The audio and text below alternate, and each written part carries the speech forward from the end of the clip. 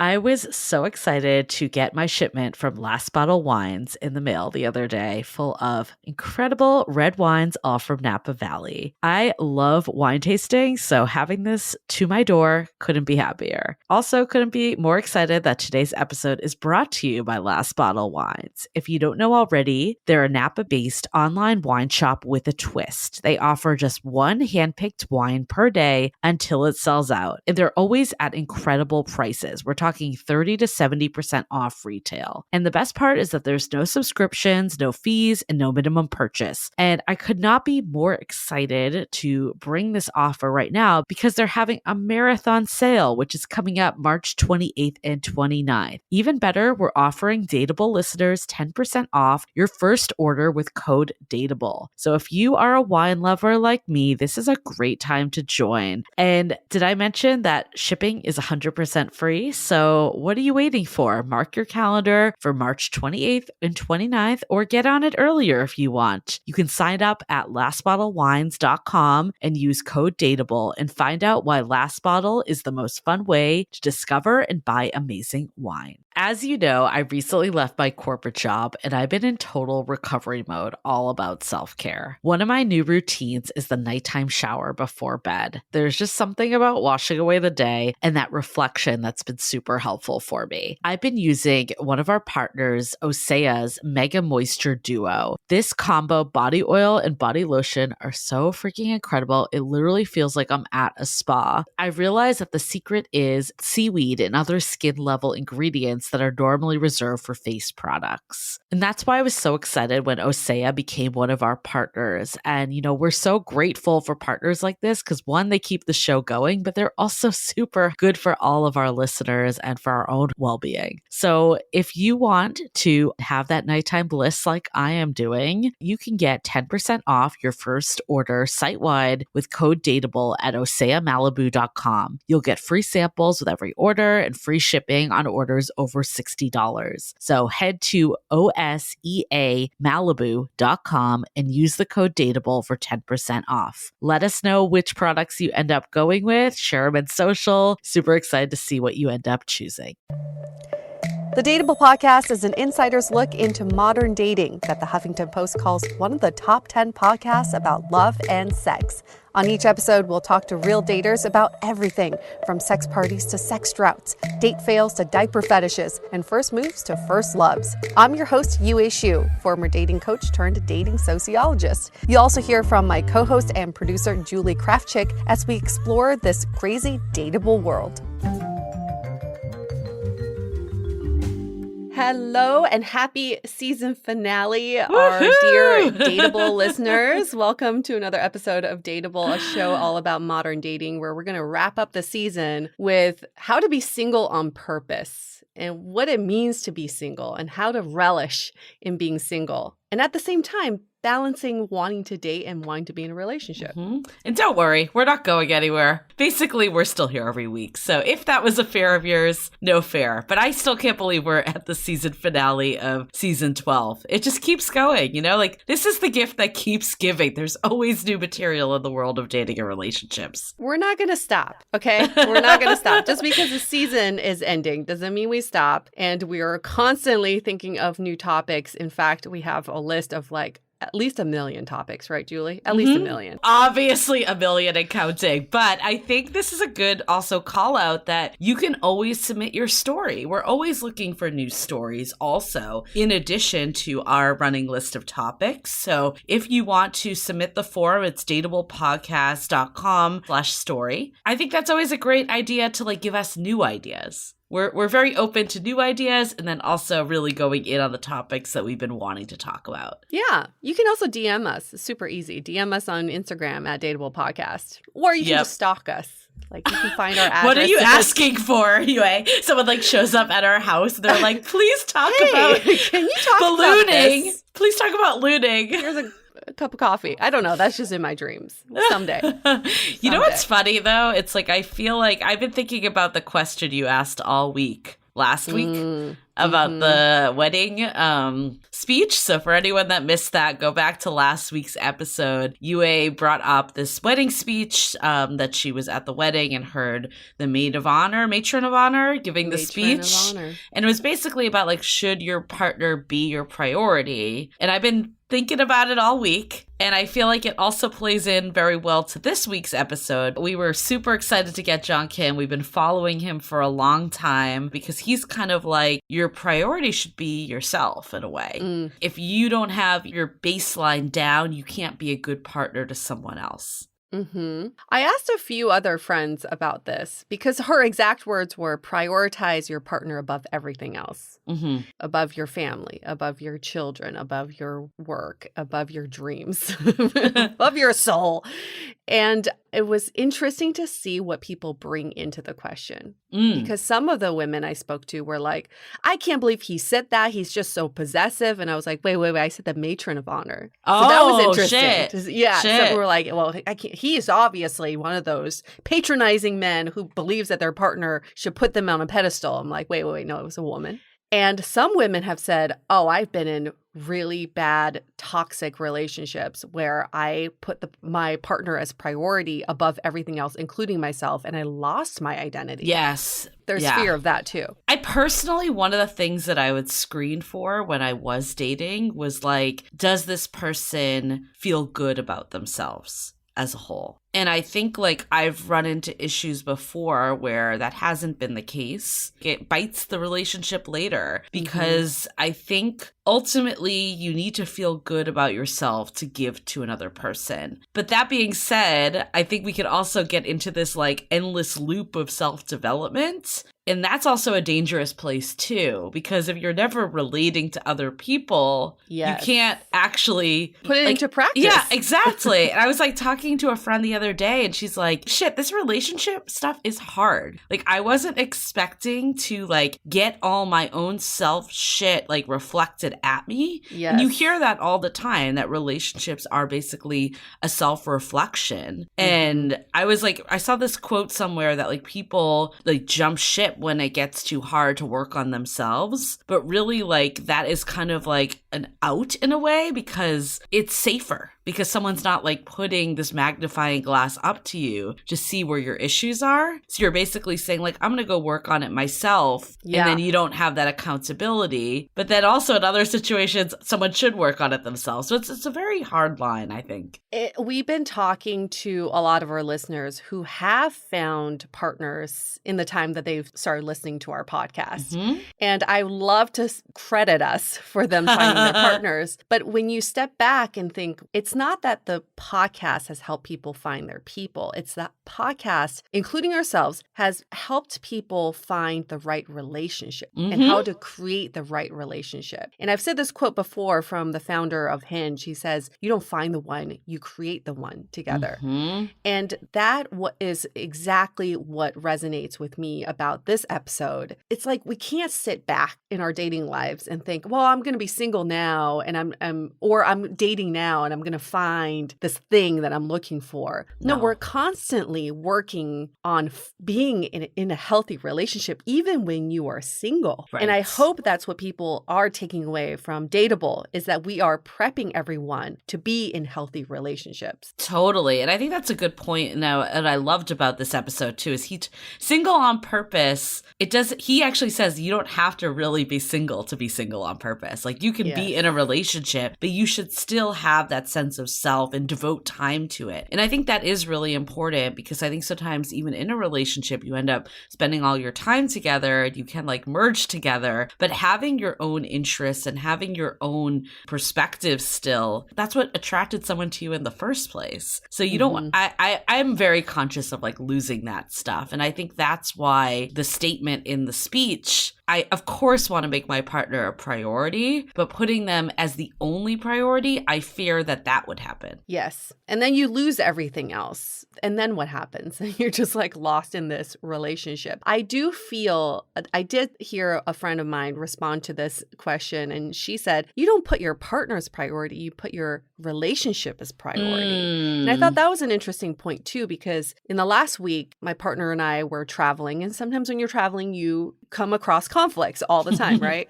Definitely brings it out, right? Every time something happens, and it could be something so small. But for him, there was a point where he was getting annoyed at me and I didn't realize it, but I could tell he was annoyed in some way. And for me, when I am annoyed, the last thing I want is someone in my face like, are you okay? Is everything okay? Let me make it better for you. So I put him in my shoes and was like, oh, if I'm annoyed, I just want to be left alone. For him, when he's annoyed, he wants me to be in his face, like coddling him. Yeah. Okay, baby, everything's going to be fine. So we had this conversation and I had to put myself aside for it and think, if I were to prioritize our relationship, what would I do? Well, then I would prioritize stepping forward and being in his face and helping him and being a partner for him, as opposed to putting myself first and thinking, oh, I would just step back. So that is the mantra I kept telling myself in my head, is you're putting the relationship as priority. I like that. And maybe some of putting the relationship first is both people taking individual me time or focusing on other stuff, because that would make less resentment in the relationship as a whole, or make it more interesting because you can come back and have new things and shared experiences to talk about. Like maybe that is the way that you kind of like prioritize it all. And then Julie, for you being in a new relationship, you know, in the beginning of a relationship, you want to spend all your time together because you're trying to catch up on years of not knowing each other. And at some point, you're going to have to like figure out the whole me time situation too. What do you think when you guys get to that point? What do you think your me time will be? What do you think you'll be craving at that point? Oh, that's an interesting one. You know, like we do spend a lot of time together right now, but I don't feel like deprived of me time. So I'm having trouble with it because there's not really like something that like I'm like feel like I'm missing right this minute either. I kind of have me time right now because my boyfriend's gone for a week, so I'm like in the He's gone for a week? Yeah, I'm like in the me time in the moment. I'm like forced me time. I'm like, what am I doing right this minute? I'm talking to you, which I always do anyways. I think honestly, maybe it's working on more personal projects, like carving that out again. Like I think even, you know, doing stuff that's like just gives me joy of like I was like over COVID, I was like painting and like doing stuff that like doesn't really have a purpose, but I enjoy doing it. And I think that stuff maybe goes to the wayside a little now because it's like you're balancing someone new. Plus I feel very strongly about not like totally throwing my life out of whack when I'm with someone new. So I'm very conscious of like continuing to make plans with friends and like keep that side of my life going also. Maybe sleep. That's what I would say. I think I've just been like burning the candle a little too much is maybe what has been the effect of it more, because I feel like when I'm not seeing him, I'm like making plans with someone else, like a friend, because I don't want those relationships to go to the wayside. Or I'm like putting our dateable stuff in. Like maybe it's just like downtime. I haven't been watching as much like TV and stuff that I once was. And honestly, I'm okay with that. I don't need to be doing that as much as I maybe was during like COVID and stuff. But maybe that's what the me time is that I've been putting down. Downtime is so important. And we are so guilty right now for trying to fill up our every hour of the day. But downtime, I think, is the most valuable me time for myself personally. But the FOMO is back. I'm not going to lie. FOMO's back. I see the people out and I'm like, I want to be part of that. The meeting new people, that's back. Yeah. All of that. All the extroverted activities are back and I'm slowly prepping myself. And something else that's back is sexy time. People are having sex. I'm hearing it. I was like, how do you know this, Yue? Are you like running a poll? I did. I ran a poll. on our Instagram, but I meant to bring this up a few weeks ago. It wasn't like, who's having sex? I know. I was like, I think I saw that poll. It was not like, maybe we should. Who is do a fucking poll right this minute? it. Who's photoing? Photoing in Florida. But I did ask a question. Remember the poll we put up that was, how did you learn about different sex positions other than missionary? That's a little different than who's having sex right now. Yes, we're going to put up a different poll of who's having sex right now. I thought it was really fascinating that most people wrote friends as how they learned about different sexual positions from. And then Cosmo was number 2, but Friends was number 1. I would say those are mine, for sure. Like, I think Friends was definitely it. Just, like, hearing people talk and, like, being like, what is this, you know? Really? Okay. Yeah. Yeah, okay, maybe. Then so where did the friends learn it? I don't know, you just need that one friend that was, like, in it. The one that started at 12. Exactly. Like, listen, the helicopter is, and you're like, oh shit, please tell me more. Exactly. Yeah, who's patient zero? Who are they learning it from? Their parents? A Playboy? I mean, don't know. maybe like, yeah, I guess it's interesting because our listeners are, a lot of us are millennials. I would say that's probably like the bulk of our listeners, and then probably Gen X next. So I'm curious if people that were more like younger millennials or Gen Z would say porn in the internet more, because I think that's like just a byproduct of the generation. Like, we couldn't look that stuff up as much on the internet. That's true. Yeah, that's true. I would say, I guess my answer would be porn, but I guess that would be later in life. Or I guess, VHS porn, unscrambled Showtime. I know. I still always think about, I talked about this on the episode we did with Matt a while back about like how like we used to steal cable growing up. And then all of a sudden, like it would just like shoot through porn. We'd be like watching like a nice G-rated movie and it'd be like people fucking. And then my parents would be like, turn it off. And then you're like, keep it on. I guess that was my exposure to sex, but it was like traumatic. It wasn't like a keep it on. I was like, what is happening? I just want to get back to Romeo and Michelle's high school reunion. What is he doing to her, Daddy? Make it stop. Yes, exactly. I was like, please bring me back to the PG movie. Thanks. You know what? That's a good point. As a child, porn must be the scariest thing. Oh, it's horrifying. I would rather watch a horror movie than porn as a child. I'm not a porn person now. I know you like porn. I love porn. I know you do. I've never been someone that's into it, like doesn't do anything for me, like nothing.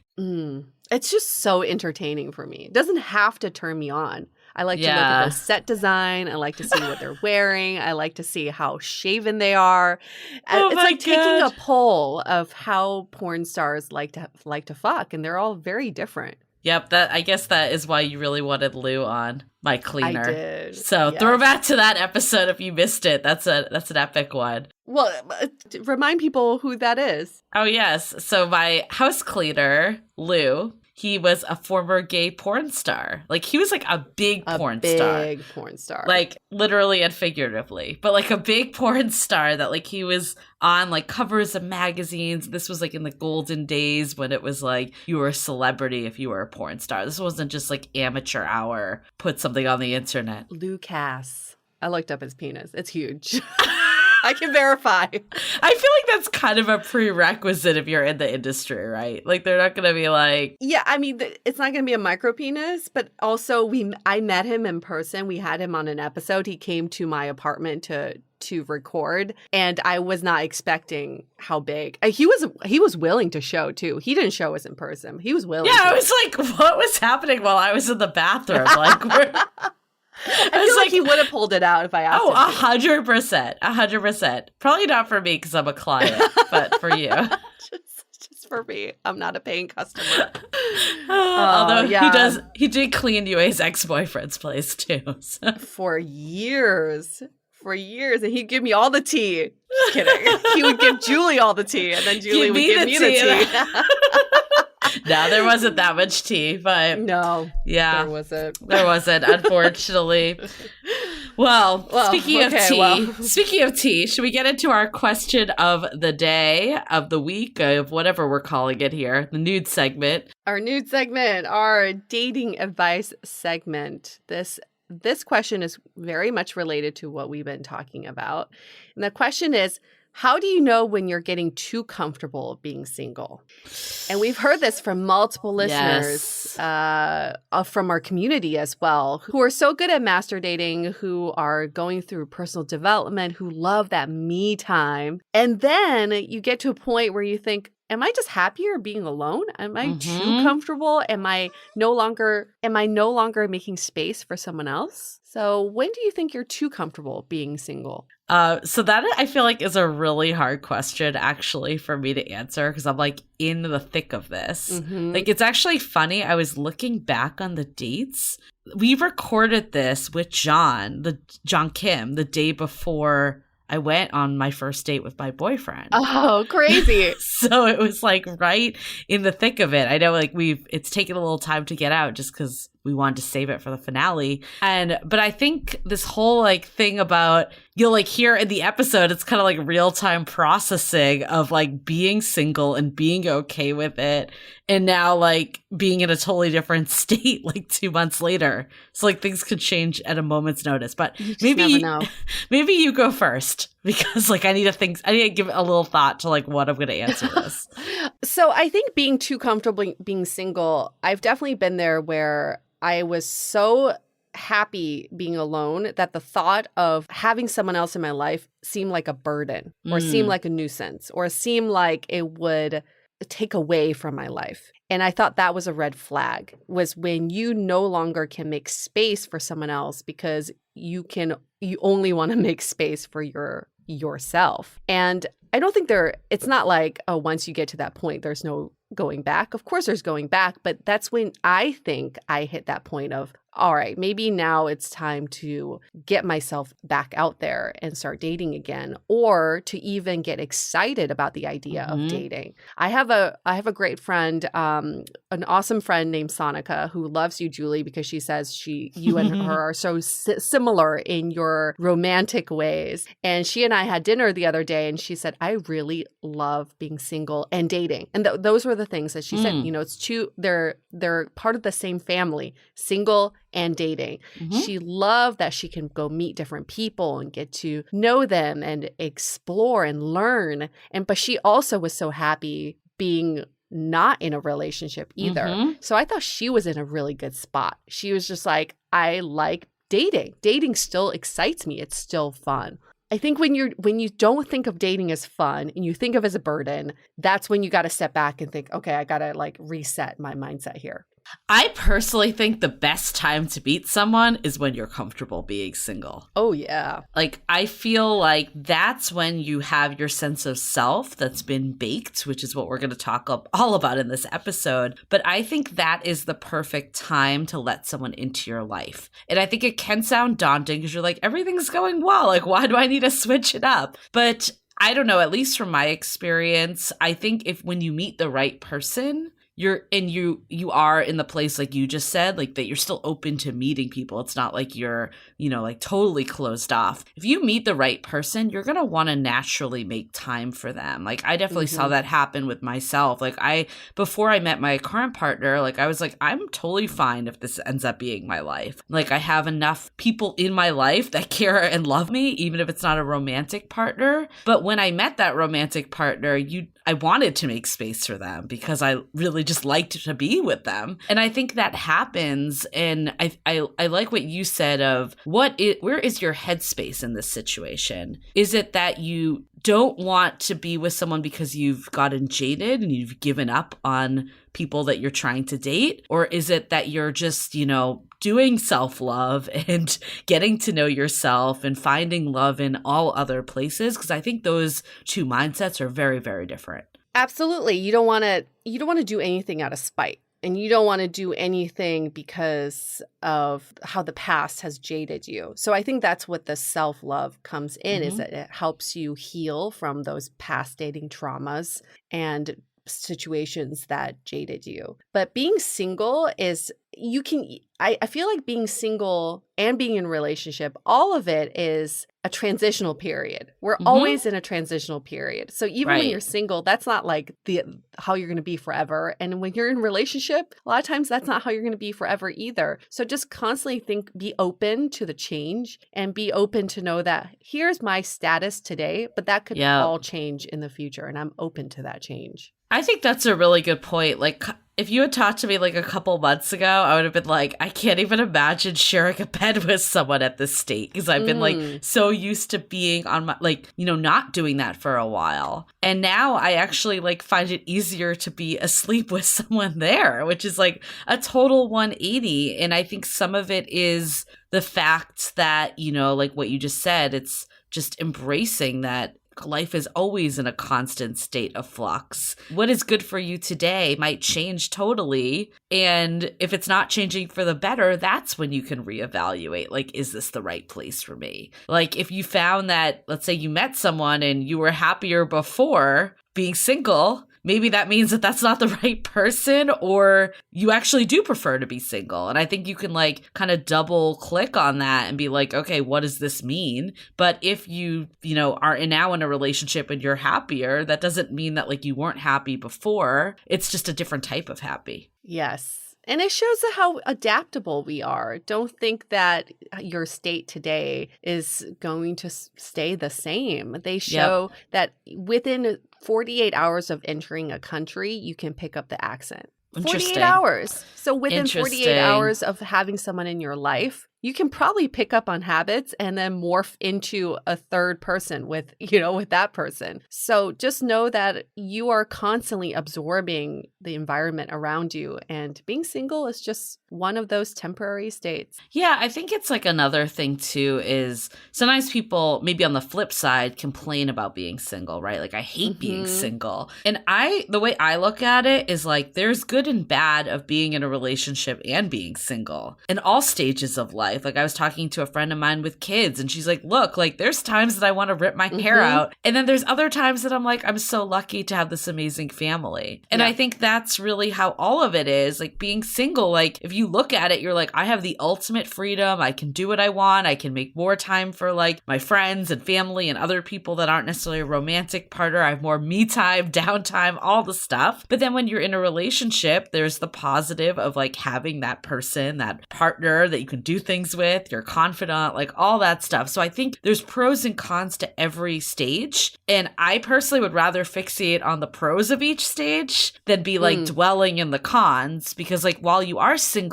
you might as well enjoy the stuff that might not be as readily available. Like, you might not have like an hour to go watch some random ass TV show when you have children. Like, it just might not be the same thing. So it's like you might as well enjoy that in that stage of life and know that it might not be forever. It probably won't be forever. Yeah, very well said. Take advantage of your time right now, because you might not have that time back for a while. Yeah, single on purpose. Love it. That's the whole name of the game that we're going on. Let's do a quick rundown of announcements. I think what we've got this week is we have a special Pride live stream that our moderator Ryan and his boyfriend, plus special guests from the community, will be leading in the Facebook Love in the Time of Corona. If you are listening to this Wednesday, it is tonight at 5:30 p.m. PST, 8:30 p.m. EST. And, definitely join this. I'm super excited to join. They're going to kind of go through like a little bit of the history of Pride and then also hear personal experiences from members of the community. Again, that's June 23rd. So look at your calendar, because it may be the day that you're listening to this episode. Get on it now. Good call out. Yes. And then the other announcement is follow us on Instagram. That's probably like our most engaged social channel outside of the Facebook group. We've been growing a lot. So thank you all for following us. Love to see the followers come in. Also, leave a review. We are so close to 500 reviews. Some of the ones that have come in lately have warmed my heart. And, there's other ones that are like, please get to the point and skip the intro. But, forward button. All right. Yep, there's a forward button, but also we hope you leave us a good review. There's a lot of time and energy that goes into podcasts. I personally feel like if I listen to a podcast and it's not my cup of tea, I don't feel the need to review it. I just move on. But hopefully if you've made it this far, you're down with it, because we hear the people that just love this podcast, love the intros. Like, people have said it's like you're like in the room with us. It's like feels like we're just all hanging out and having fun. So we are still very much all for the intros. Again, you can always hit the forward button. It starts around 20 to 30 minutes in. You know it by now. So we've also heard from listeners that they listen to the intro the day it comes out, and then they go back and listen to the whole episode when they can digest it more. So you got to find what works for you. Any listening pattern is good with us. But we do give away $1 million in the intros, so it is good to listen. We're like talking to the wrong people, because they're the ones that listen every week that are here right this minute. They're like, I've never heard that come up. It's an Easter egg. You got to find it. But yeah. Yes.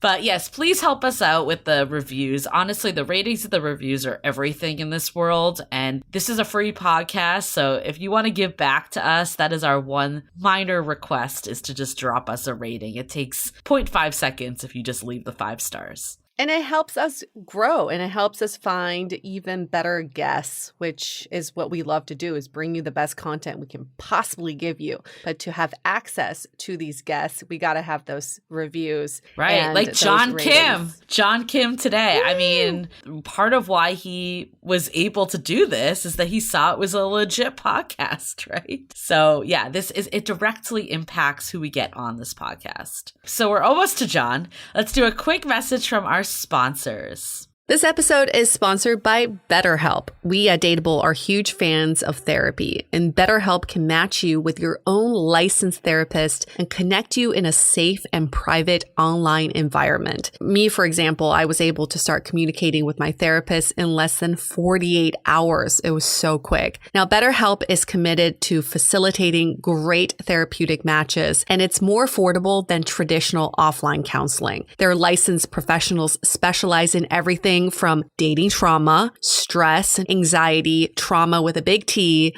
depression, grief, you name it. They have someone who's an expert in that. We at Dateable wish for all of you to live a happy, healthy life. And that's why, as a listener, you'll get 10% off your first month by visiting our sponsor at betterhelp.com/dateable. Join over 1 million people who have taken charge of their mental health. Again, that's BetterHelp, spelled HELP.com/DATEABLE. This episode is sponsored by Prose. I used to think that having soft and healthy hair took way too much maintenance, so I sort of gave up, especially when my hair became super frizzy and wavy in my late 20s. Well, then Prose came to the rescue with personalized hair care products. First, you take an in-depth hair quiz with interesting questions around where you live, your diet, and your lifestyle. And I was surprised that they even factored in the LA pollution to my personalized formula. With over 50 billion formula combinations, Prose can give you a unique blend of ingredients that caters to your every strand and follicle. Since using my personalized pre-shampoo mask, shampoo, and conditioner, I've noticed such a freaking difference. My hair feels softer and healthier. Prose is a healthy hair regimen with your name all over it. Take your free in-depth hair quiz and get 15% off your first order today. Go to prose.com/dateable. That's prose.com/dateable for your free in-depth hair quiz and 15% off. So should we get to the angry therapist himself, John Kim? Ooh, he's so angry. He's riled up. He's ready to go. Let's do it.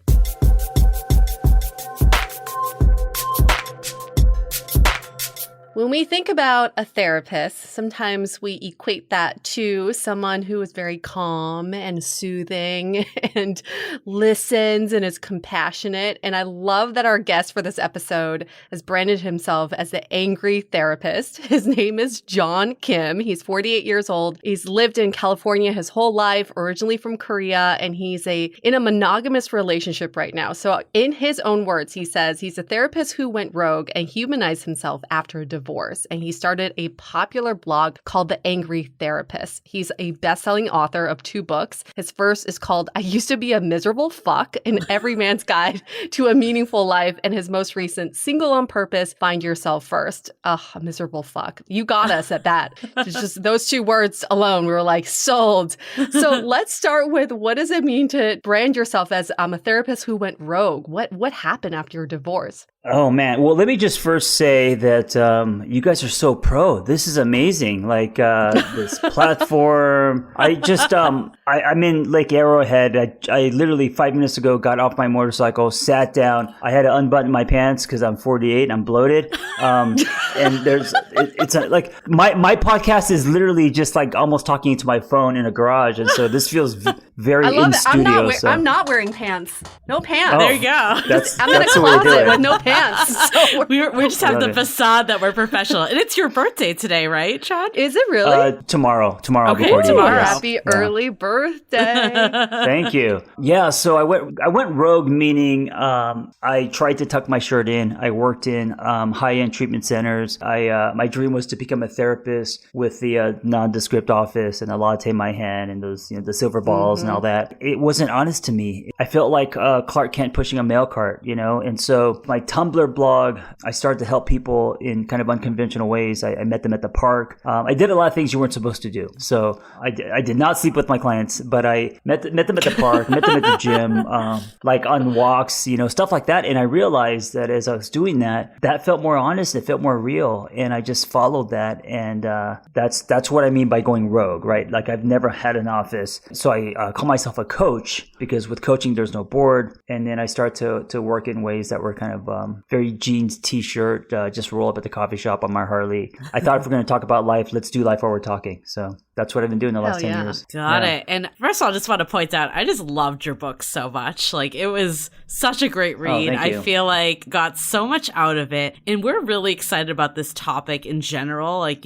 single on purpose. We talk about this all the time. And I think Yue and I, when we first started this podcast, we were all like, every episode is going to be about dates, 2 people in a relationship. And now we've totally changed our tune. And we have had a lot of times where people are like, no, I'm doing, the self-love. I'm doing the self-care. I'm dating myself. And I'd love to just kind of go back to your divorce and like tell us like where you were at that stage, and then kind of like how did you come out of that and get to this place that you're like, I need to be single on purpose? Yeah, so it was it wasn't a weekend. It took a long time. The divorce kind of cut me at the knees. I was just brand new into grad school, becoming a therapist. So I left, just with nothing, no money. I left with my pillow, and I tell people it was a Tempur-Pedic pillow, but she got to bed, and I had to start all over, and went through a stretch of like 4 years of quote unquote being single on purpose. And so it doesn't mean to be single forever, right? It means to start building a relationship with yourself instead of trying to get into something as fast as you can, right? Most people, when they're single, they are desperately swiping and trying to find love again. And I think when you're single, like the soil is the richest because you will find someone. And when you do, it's so much harder to, work on yourself because now you're doing life with someone else. How long were you married for? About 5 years. I got married at 29. And about 35 is when I started my rebirth. Got it. And then with a divorce, I'm guessing that's part of the rebirth. But a lot of people get divorced and they don't go through a rebirth or think about what it's like to be single on purpose. So was there anything else that instigated this rebirth? I think it was me going back to grad school, changing careers because I was a struggling screenwriter in LA for a long time. I think it was a combination of that, expiring, me wanting to become a therapist, getting a divorce. Like my whole life Etch-a-Sketch was shaken, so it was like just kind of starting all over. For me, that's what it was. It was just having a brand new life. Got it. And like you were saying, a lot of people will just like dive into that next relationship instead of taking that time. What kind of made you take a second beat and not just jump into a relationship? No one wanted to be with me. I wanted to jump into another relationship. That's how you were single on purpose. Very honest answer. Yeah. The book should be called Single, Not by Choice. And then you became on purpose over the evolution. Right. Yeah. You know what? I went out and I started to date people, and I did that, and I actually was looking for a relationship. Luckily, I didn't get into one, and I got really busy into connecting with myself. So at that time, I found CrossFit. So that was a big part of connecting to my body, my just movement, all of that. And then I bought a motorcycle, and that connected me to, that part of me, the 14-year-old in the 80s, putting around on this 50cc scooter and feeling like alive, And then when I became an adult, promised my wife at the time I wouldn't buy a motorcycle, had the old school Korean parents who said they would disown me if I bought a motorcycle. So me buying a motorcycle was kind of me connecting back to myself. Very symbolic. Yeah, symbolic.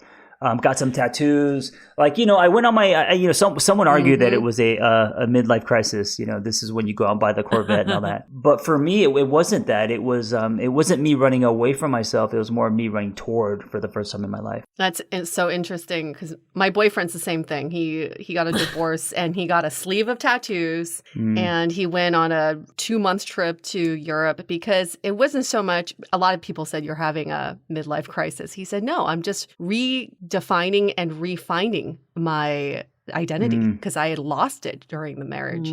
So it's a great way. Who cares what the stereotypes, right? Everybody has their own way of doing this rebirth phase. You know what's interesting though? I was recently on a date with someone that was coming right out of, an engagement that didn't work out. And they definitely were in that phase that they were just trying to fill the void and find someone new. And I actually reached out to them after and I'm like, I think you need to date yourself for a little. I said that to them. I'm like, I don't know if this is solicited advice or not, but this is feedback. And what I guess for you, was that click though? I get people not wanting to date you, but when did you take that step back and you're like, okay, this isn't working to keep going on dates that aren't working. I need to, find myself more. Yeah, I kind of got curious about who I was and what I would bring to the table in my next relationship. And I told myself if I can't answer those questions, then I need to be alone because it's the answers to those questions that's going to make your love experience different. You're 50% of any relationship. So if I just started swiping, or at that time there maybe Craigslist, casual encounters, I don't know. But R.I.P. Craigslist. Right.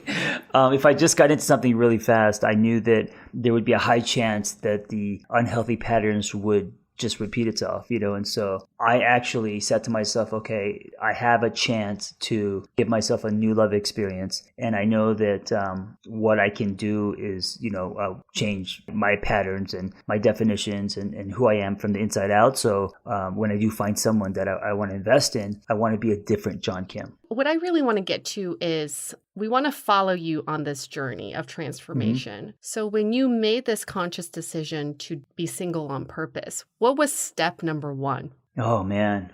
I don't know if there was a defining step. I think maybe the first step was acceptance. I think a lot of people after the expiration, I started calling my, and I still do today, breakups expirations. There's more acceptance in that. And also breakup sounds so traumatic, right? Like the plane went down, something's broken. And so when I see a relationship or a marriage as an expiration, I feel like, it wasn't meant to go any further. But I think the first step is acceptance, instead of trying to do a round 2 or round 3 or desperately try to, find someone else or lose yourself in someone else. Accepting this is where I'm at.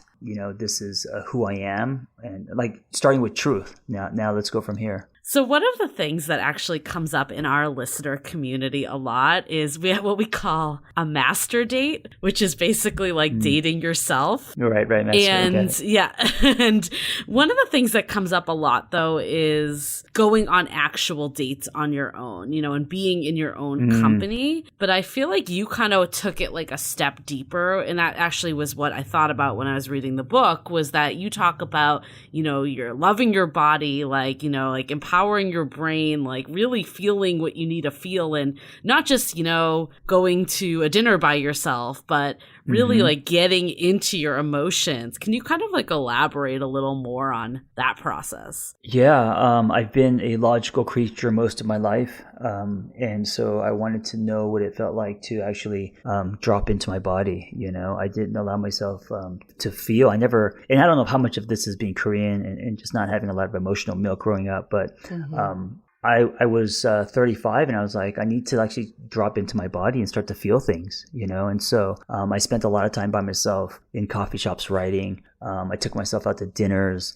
I talk a lot about liking yourself, which is I think more important than loving yourself. And I say that because self-love is thrown around a lot, and I think that we love people that we don't really like family members and stuff, right? We choose to love someone, and Right. Liking is earned. And so I could say I love myself, but to me that's kind of surfacey. What I thought was deeper was, do I like myself? And if I don't like myself, what do I need to do to get me on the path of liking myself? So that required a lot of time, because when you like, how do you like someone? You got to first get to know the person, right? So I was like, all right, well, I need to get to know me. And so in order to get to know me, I spent a lot of time with me. Just things like going to the beach, running, reading, writing, lots of things that brought solitude. This really resonates with me because Julie knows too. I've had this last couple years. I've just come to this realization that I'm just not connected to my emotions. I think it's part of my Asian upbringing. I think Sure. our culture is very good at regurgitating. So all the Instagram posts about self-care, self-love, I can regurgitate that shit 24/7. But do I truly connect to those words? I realized in the last 2 years I didn't. So Right. I had to take myself on this journey. For me, it was more drugs that helped me get there. But for you, it sounds like it's being alone and doing these activities on your own and writing. Were there any other sort of skills or tools that you were using during this time to just, when you say drop into your body, what does that mean and what does it feel like? To take a breath, and instead of thinking logically, which is kind of surfacey, asking yourself, how does this make you feel? You're writing a blog post, or you're, hanging out with someone or on a date, or anything. Like, what is your body telling you? I never asked myself those questions before, so that was all like new, and also it wasn't easy, right? It was because it requires rewiring, it requires kind of swimming upriver, reconditioning yourself. It's not something that I was used to either. Yeah, I thought the stuff you were talking about with just loving your body really resonated with me, because I think a lot of times, like especially if we're in a bad place, we'll either overeat or undereat or not exercise or exercise too much. Yeah. It's usually like that stuff actually is a deeper rooted thing going on for you. I think it starts with the choice of loving your body, but I think that's a journey, and some days it's hard to love your body. Some days it's easier. I started with, because I found CrossFit was new at the time, and I started with classes, community, trying to find flow states that reminded me of the 80s when I was spinning on my head and breakdancing. So again, it was this idea of reuniting with a part of myself that I had locked away. So it wasn't about abs and trying to, of course, who doesn't want to look better naked? I get that. But the true motivation and the reason I went all the time was because I was connecting to that 12-year-old, and I was like the happiest. And so CrossFit was kind of my way of tapping into that kid again. I tell people that sometimes self-betterment is more about a reunion than anything else. And that was what dating myself looked like, is connecting back to that the younger years, the wonder years, Interesting. I want to really emphasize that too, because I think when you develop these interests and hobbies when you are alone, then you're able to carry them into the next relationship, and you take that identity with you versus trying to morph yourself into someone else's identity. And it's great to have these hobbies, but also knowing that you can reconnect with your childhood self when these moments turn on. When you go to CrossFit, you're like, yes, I'm connecting again to myself. And this is about nothing else but me. I think we forget to give ourselves that chance to do that. Yeah. And I think, when you ask me what does that even mean to drop into your body? Like, how do you even do that? So as kids, we are very in our bodies, we're not in our heads a lot. We're very present, right? We're not thinking about taxes and if someone's going to call you back and, the corner office. We're eating ants and we want to know what things feel like. So we're very mindful, right? We're very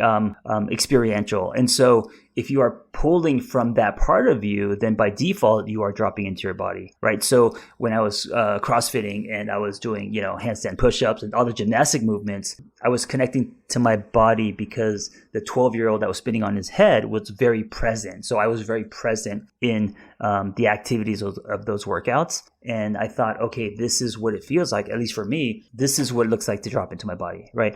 For other people, it might be meditation. It might be yoga. I mean, it does, it depends on what your definition is. But for me, it was like I was the most mindful and present when I was a kid. I wasn't in my head and, living in time machines. Okay, so let's tap into that part of you. What would that look like, And so that's what I started to do as an adult.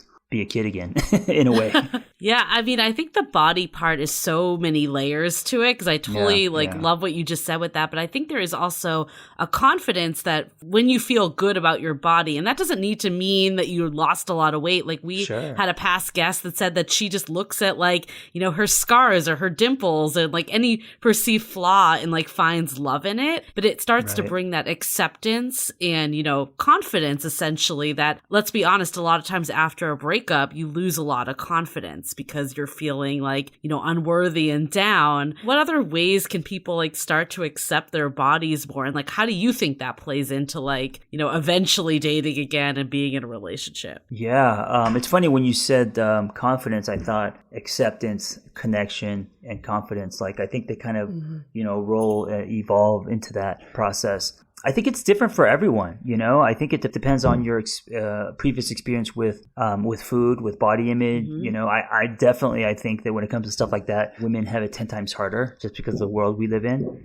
I used to work in eating disorder clinics, and that's a whole another thing, and advertising and all of that. And, the society's injection of the ticking clock and what beauty looks like. So the word that comes to my mind is redefining what sexy looks like, feels like, redefining what attractive looks like, redefining, what fitness looks like, all of that stuff. So I think when you're single, it's all about redefining, instead of tracing old blueprints, coming up with new definitions. And part of that redefinition, and I just want to clarify this, you don't believe that redefining your single journey is about being alone. You should still seek out friends and a support system. So maybe we can talk about that, let's just get rid of the myth that this single on purpose doesn't mean that you're alone. Yeah. No. It doesn't mean that you're alone. I think it means the actual opposite. I tell my clients, out of your head, out of your house. And you're not meant to do this alone. I think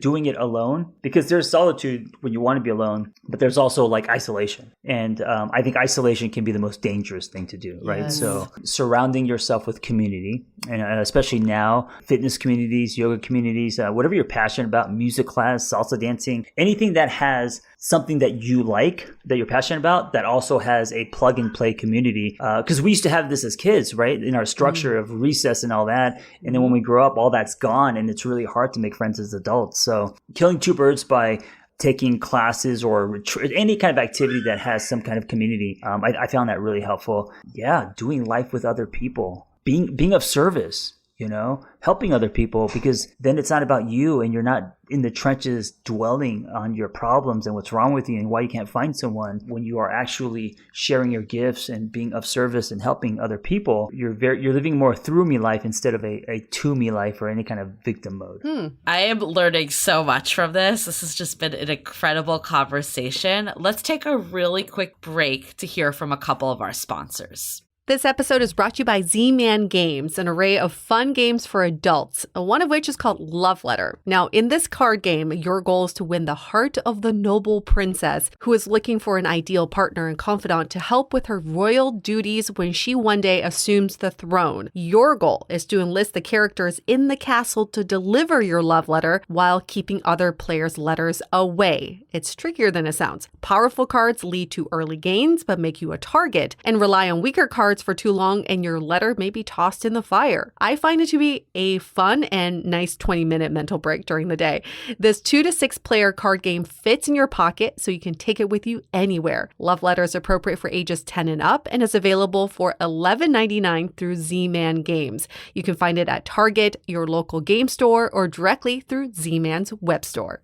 Summer is finally here, and we've been cooped up for so long. I feel like I'm taking every chance I can to be outside and exploring. So luckily, we found clamber shorts from Title IX. They're made out of super stretchy, abrasion-resistant fabric. They're basically indestructible. And thanks to a wide, comfy waistband and tons of pockets, we love pockets, I can wear them all day long, no matter what I get into. So I wore mine the other day, going from hiking to a park picnic to the beach and then to like an afternoon of just lounging around on my balcony. They're so comfy and versatile that I didn't have to change. I mean, they're basically badass shorts. We love that Title IX was born in the Bay Area, just like our show. And get this, they've been around for over 30 years, so they definitely know what they're doing. With everything from innovative swim pieces to bottoms that actually fit, every product is designed for women seeking out their next adventure. Right now, Title IX is offering our listeners $10 off and free shipping on orders over $100 when you visit TitleIX.com/dateable. Go to TitleIX.com/dateable for $10 off and free shipping on your order of over $100. That's TitleNine.com/DATEABLE.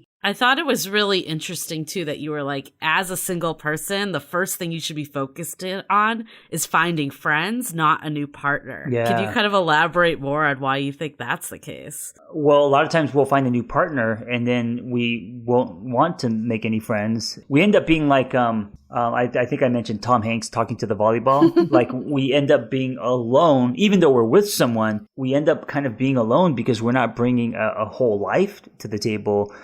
Our partner becomes our life, and this is when there's a lot of losing yourself, in the other person. And I think that because of society and romantic comedies and romance novels and stuff, we think that's what love looks like: is you find your one, and then you don't need anyone else. It's just you and that person, right? And I think it makes the relationship lopsided.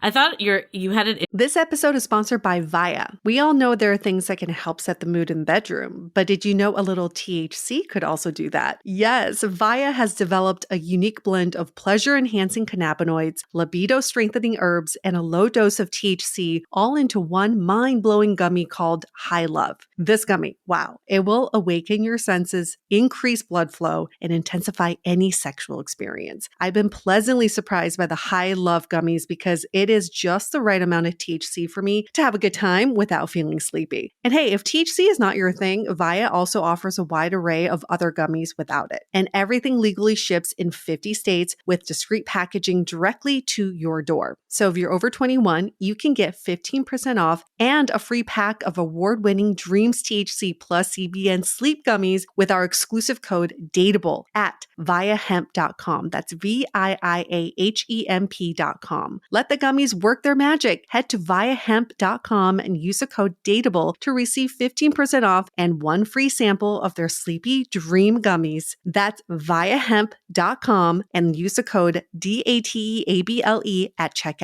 Take your passion and pleasure to a whole new level with High Love from Via Hemp. This episode is made possible by Badlands Pets. As you all know, Mojo, my precious baby, is the reason why I found love in the first place. He made me feel love again. So I would do anything to ensure his health and longevity. And actress Katherine Heigl and I have that in common. She's helped save over 16,000 dogs through her foundation. And after doing a ton of research, she feels there's one place we can look to improve any dog's health, and that's their food. So fortunately, she found that just by adding a few special superfoods to her dog's food, she saw huge transformations in their health. So she's made a 20-minute video explaining step by step how anyone can do the same thing to see incredible changes in their dog's health. I've definitely re-looked at what I'm feeding Mojo and making sure that, hey, he only has one life to live, and I want to make sure it's the best damn life. So if you want to keep your dog healthy and happy, go to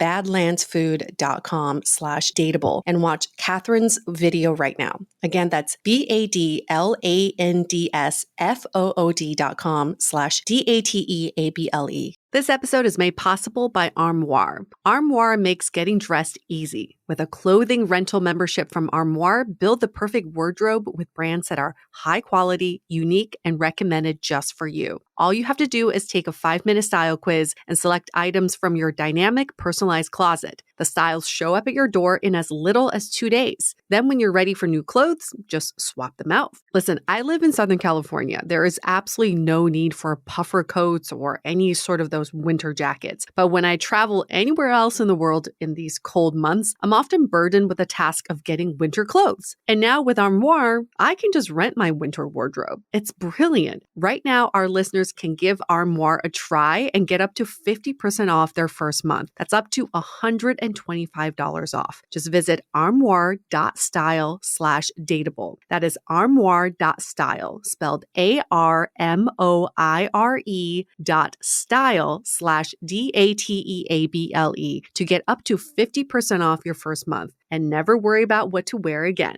Try Armoire today. Interesting anecdote about a surprise party that you had when it was with your wife at the time. Yeah. And you realized that like all the people around were her friends, not your friends. Yeah. Man, that was it was weird because it was the first time someone threw me a surprise party, and it was my birthday. We had this small apartment to the lake. I opened the door, and there were like 30 people crammed in like sardines, which made me feel like I was loved. And then as I was looking at each other, I was like, oh, it's her friend. That's her friend. That's her friend. That's her friend. And I had this revelation by the end of the night, like, oh, none of those people are my friends. They're here because they're supporting her and her husband. And yes, they're friendly with me, but they weren't like my friends, if that makes sense. And I actually ended up that night feeling very lonely, you know, and realizing I need to make some friends. Yeah, I think that's the worst feeling to have, to be surrounded by people but still feeling lonely. And I do think a lot of people listening to this episode have had that feeling. And they would probably also ask you, John, how do I combat that loneliness? How do I get around this idea that I'm lonely right now, so I need things to distract me versus personal development, things that actually benefit me? Yeah, I think, I think when it comes to like personal development, it's not like a weekend seminar. It's more like designing a life a certain way, right? Because you have to thread it into your life for it to be sustainable. You know, I mean, just like working out or a healthy diet. And so I think it's designing a life where you are engaging with people, and some friends come, some friends go, but you are actively establishing new relationships.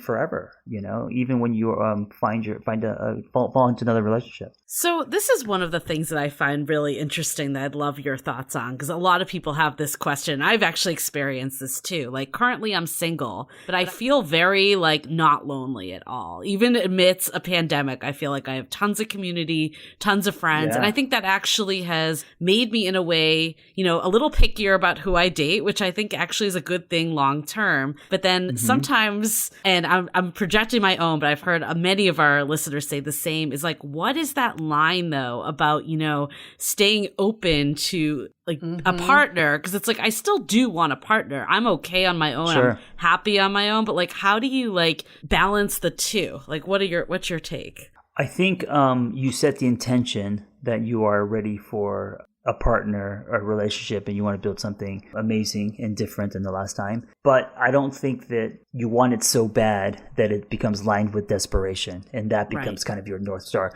I think finding someone is the byproduct of you going out and building an amazing life. You know, I always say, where are you going? And then who's going with you? Because if you flip the order, you'll be going by yourself. So half of my life, I had the order reversed. Half of my life, it was like, who's coming with me? And then I'll worry about where I'm going, right? And so I was desperately trying to find my partner, my queen, my whoever that was, and that was the goal. And then and then it was like, all right, and then where am I going, right? After my divorce and rebirth, now it's like, where am I going? So I know where I'm going, or at least I know the direction I want to go. And then it's who's going with me.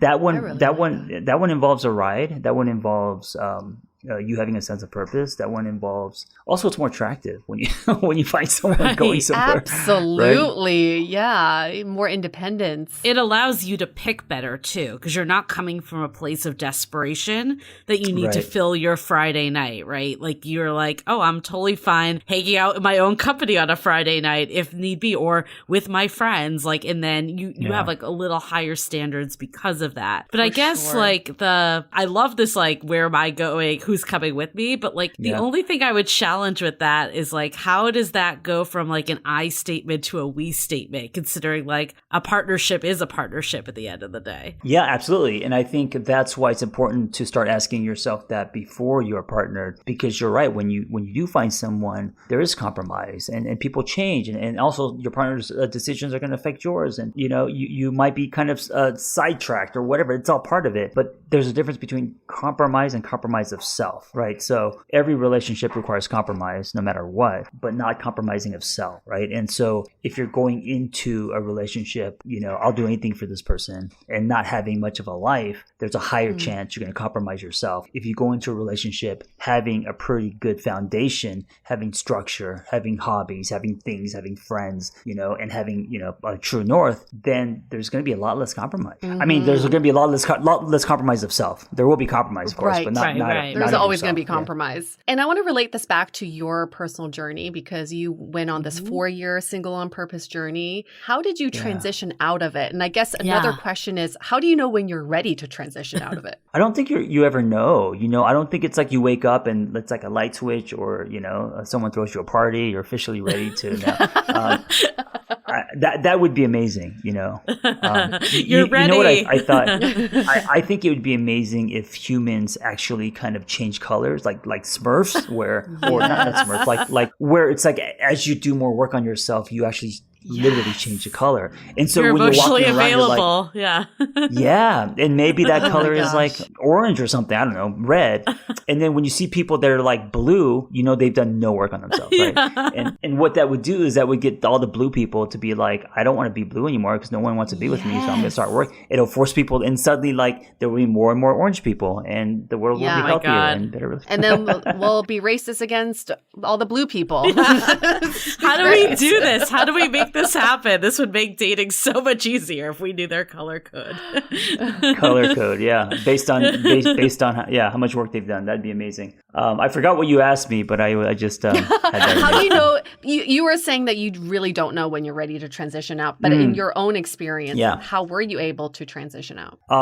Because I found love. Because what happens is one day you meet someone and you get excited, or maybe it's a slow burn, and suddenly you guys are, doing nothing together and going out to eat, and now you're in a relationship. And I think it just happens, and so I don't think it's like, okay, I'm officially ready. I don't think it's so strategized, because that's not how life works. And then I also learned that, you meet people when you least expect it, almost when you're not even looking. It's like someone just kind of falls from the sky, and so, especially with the internet, right? And so I don't think it's like, okay, now I'm ready. Now I'm going to, I just like, you know what? Live your life, accept things radically, and if you meet someone, great. And if you don't, continue to be you and work on you and pedal your bike. I mean, I don't think it's easy. I mean, I've been very lonely. I mean, I've had, days of, oh, God, am I going to ever find someone again? I've had those like everyone else, right? And I think that's the hardest part of being single, is that having faith. Yeah. But those are feelings that come and go. Just because you feel loneliness doesn't mean that you are, lonely or defective. And I think the internalization of loneliness is where people start getting depressed and really, fall into that slippery well. Totally. I think we feel like if we're single, that it's a status we need to get out of because of society, right? Right. Yeah. And we feel like we need to do work. Like if you look for a job, you would never just sit idle and be like, I'm going to wait for the job to come to me. Like you put out your resume, you go on LinkedIn, you do all the things. So people are just like frantically swiping, feeling like they're doing something, but then sometimes get in this endless loop because they haven't done like the deeper self work. Right. Like, what's your like advice to those people that are feeling like I need to do something to move it forward, and they're like, I don't have that faith yet right now? Well, one thing I did is I told myself I'm not going to say no to anything social. So you do have to get out there.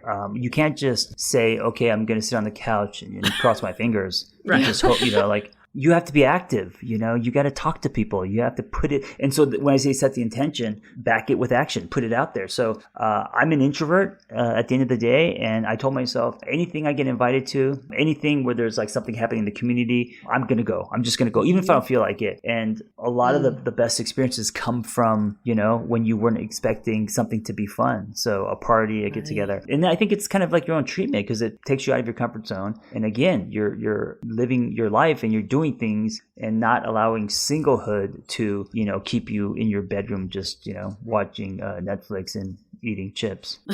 And you talk which about is great. Nothing wrong with that. Yeah. But you were talking about too in the book that there's like celibacy, right? It's not always single equals celibacy. Yeah. And sometimes just getting out there and having casual sex could actually like be exactly what you need, like to build up your confidence sexually. Like I remember I definitely went through that period. It did build up a confidence that now you can take on later. What's your take of like, when to know that that's helping you versus it also can hurt you too if you're just not in a good place? Right, absolutely. I think you have to be really honest with yourself. Are you using those experiences to numb, to hide, to seek approval, validation, to feel loved or valuable, or are you using those experiences in an empowering way because they're just new experiences that you want to do? The chapter I think you're talking about, which was kind of controversial. There's a chapter in my book called "Now Go Fuck Somebody," and the reason why that's a little aggressive, it was because I wanted to kind of combat slut shaming. There's nothing wrong with having sexual experiences if you're okay with it and that's what you want to do. And you shouldn't bash yourself or think that you are defective or dirty or whatever it is because because you're a sexual being. So how do you know if it's coming from a place of validation versus empowerment? And this could go for not just sex, but like, endless dating and all this stuff. Like, how can you make that distinction? Yeah, I think going back to how we started, dropping into your body, asking yourself how that experience made you feel, So after the person leaves, sitting there for a second and saying, how did that feel? Did I like it? Was it empowering? Or did I do it for the wrong reasons? Just getting really honest with yourself. And you may not even know. So I think it's a practice where you're like, oh, you know what? I like that. That was different. That was new. I'm not going to do it again. But I did like that. And that's cool. That could be that. Or it's like, I didn't like that. I don't like how it felt. I don't like the residue.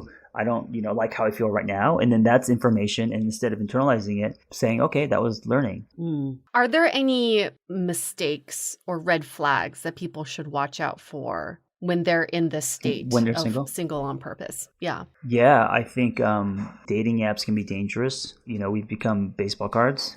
I remember there's a stretch of being single and I would like swipe on someone that looked like Drew Barrymore and then Drew Carey would show up. There's a lot of false advertising.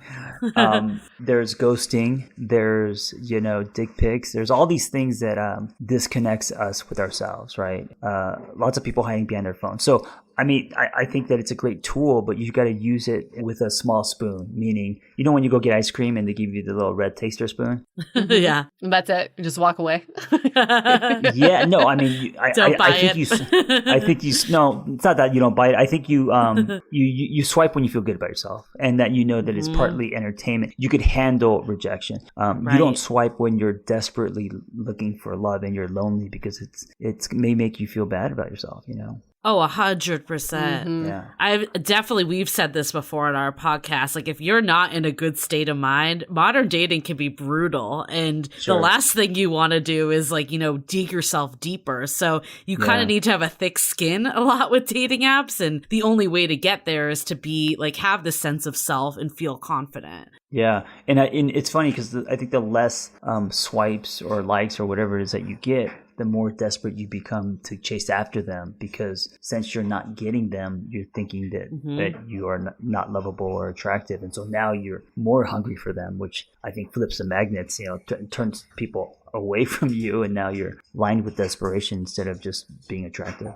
I want to address this trend that we see all the time in our community, and it's this term dating sabbatical. I'm taking a dating sabbatical. I've deleted all the apps. I'm not seeing anyone. And people do it for a week to 6 months at a time. That's basically like the whole range. Yeah, it reminds me of yo-yo dieting. Like it's exactly guys, that. I'm going from nothing to like I'm gonna intermittent fast, do keto, and only eat egg whites for 3 months. You're like, that's okay, good luck. And then the wheels fall off and they're like, so I think you're setting yourself up for like why the announcement? You know, like why not just like, okay, if you want to take a break, then just do less of it. It doesn't have to be so extreme. Right. Like you don't have to delete shit because you're gonna download that back anyway 2 weeks from now. Yeah, I agree. I'm always like, just pull back how much you're doing it. Do it on a Sunday night, not every day. I agree. The extreme piece, it's like so dramatic and moderation, you know.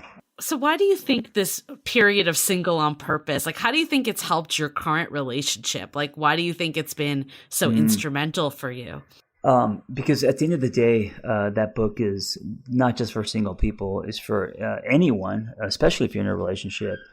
As a reminder for you to connect to yourself first, work on yourself first, look inward first. So when you're doing life with someone, there's less codependency, there's less enmeshment, and it's two individuals working on themselves, coming together to do life with each other, not at each other or around each other. That's always been my thing is while you're single, lay the tracks, start the pattern, start the habits now. So when you get into a relationship, you got that nice runway, you're already moving in the right direction. So many people that I've helped and coached, they're desperate to find love. They find love and then they lose their friends, they lose their passion, they, let themselves go. Like it just like, it's like, that's not what it's about, And what about people in relationships? Is it too late for these people, or is there a way to translate single on purpose but still in a relationship?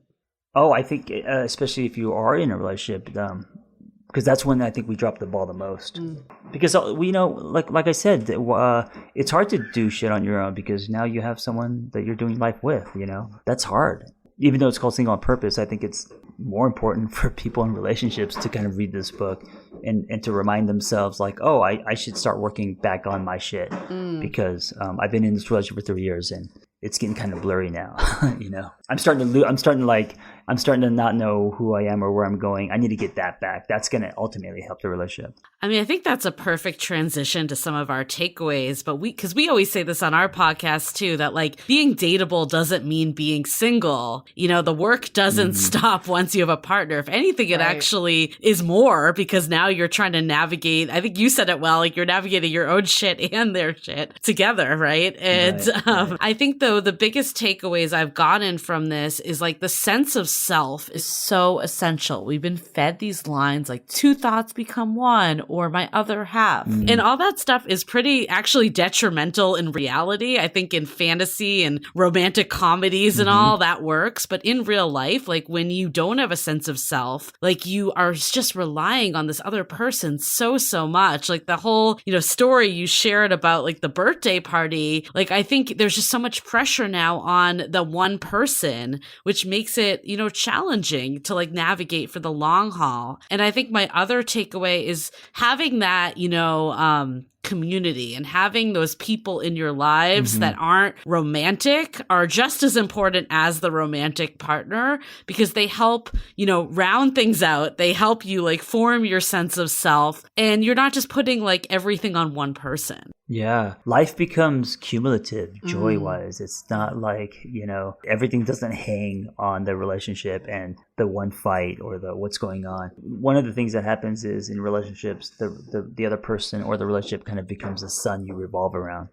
And, you end up kind of losing your life. And so you're right, having all that, having other pistons, pumping in the engine, if you will, it creates more wholeness. It creates more joy and also a lot less pressure on your partner in the relationship. Yeah, it creates more fulfillment without relying on someone else to make you Yeah. whole, or whatever they say in these romantic Right. comedies There's this these like days, great right? graphic that's coming to mind that was like, you're not the center of my universe. Like, you're one of my big universes, but I also have my career, my friends, my family, like multiple centers. It's not just one at the end of the day. Yeah, and as someone who's anxious, has an anxious attachment style, and who has been codependent and who has addiction in his blood, all that stuff you're talking about feels amazing. Like it feels amazing to lose yourself in someone else. Those movies, like The Notebook or whatever, where that shit's like dopamine. That's romantic. I love that, but it's not realistic. It's not healthy. It's not sustainable. And I want to transition to, and that's kind of related to my biggest takeaway, is you are in control of your journey. And I love this idea of you decide where you want to go and see who comes along for the ride, as opposed to finding people to define where you're going, because you're just going to get lost in that process. So knowing that you're on a clear path somewhere, and you will meet people along the way, most of the time unexpectedly, who are also on a similar path. And then you get to define this new path together. I really enjoy that. Love this term of expirations. Do you want to elaborate on that one? No, you said a clear path, and I just thought, and also it may not be a clear path. It may be a squiggly line. There, it's life. And so that's okay too. Thank you. Thank you for saying that, because I think that did put a lot of pressure on people being like, I don't have a clear path. Where am I going? Right. Nobody really knows. Thank you for clarifying that. And you know what's funny though is like you never think about like when I'm just thinking about like that what you just said, Yue, is like this being open to just things happening. Like when you've met friends unexpected, you're not like, endlessly swiping to meet friends. It just happens. Like why is there so much more pressure? Right. It's so crazy to me how much we put dating on a pedestal, yet we treat it like trash at the same time. It's really fascinating to me. I was just saying that I really love this term expirations. We've heard the term I've evolved out of that relationship, which I also like. It just means it's not an end, it's not a death, but it is just a close out of a chapter that you can now evolve to that next chapter. I think people should start using that. Describe your last expiration. Our relationship met its expiration date. Yeah. And a lot of it, you do bring this, I think this just shows that the way we describe dating, the language around it is toxic. Dump. And that's what fuels the toxicity. Totally. Like break up, dump. Yeah. Maybe that's one of the big steps is, if you're listening, to change your language. Yes. So it's not about someone else. It's you telling yourself that the relationship has expired, or that, whatever, however you want. And this is what I mean by redefinitions, or new definitions, throwing away old blueprints and creating something new. And what dating looks like, or what it can look like, what love could look like. Start changing your language. Yeah, absolutely. It's great. Great action item. Oh, I think language is a huge one. I mean, I was talking to a friend about this, and it was like, instead of being like, someone doesn't like me, it's like, okay, it just wasn't the right fit. Or they're showing you something that's not who you want in a partner. Like, put it on yourself. And this, like, we've actually talked to a past guest about this. Like, if you're so fixated on being single, that's what the universe is going to serve to you, because you're like just talking about being single all the time. Like, reframe it to be like, I'm enjoying time on my own, but I also like being around people, whatever it might be. But like that little shift can make a huge difference, I think. One of my favorite rejection lines in the professional world is, we're going a different direction. Yeah. And I wish we could use that in relationships. That's exactly what it is. We're just going in different directions. So sorry. Right. My last big takeaway is this. I love this idea of connecting with different parts of you from the past. And we forget to do that. And when we are alone and single and having these moments of solitude, I think it's a great challenge for yourself to think back, ooh, what was I like when I was 12? What did I like most? What are the flavors that I remember, the smells? And just get very playful and curious with that. Because sometimes what relationships are about reestablishing these relationships with yourself. Yeah. One of the things I asked myself wasn't what makes me happy.